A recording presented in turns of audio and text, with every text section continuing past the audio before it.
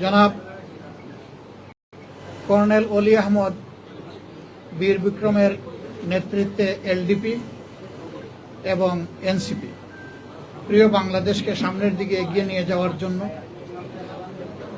একটি শোষণ বৈষম্যহীন দুর্নীতিমুক্ত মানবিক বাংলাদেশ গড়ার জন্য ন্যায় এবং ইনসাফের ভিত্তির উপর সমাজকে দাঁড় করানোর জন্য অঙ্গীকার নিয়ে আপনারা জানেন এতদিন ধরে 8টি দল একসাথে আমরা কাজ করে আসছিলাম। এই দলগুলোর সকলেই এখানে উপস্থিত আছেন প্রতিনিধিরা।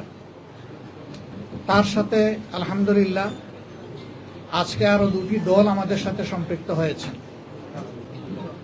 জনাব কর্নেল অলি আহমদ বীর বিক্রমের নেতৃত্বে এলডিপি এবং এনসিপি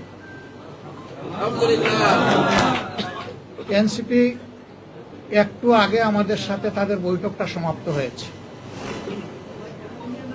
তারা এই বৈঠকে আসার সময় এবং সুযোগটা পাননি।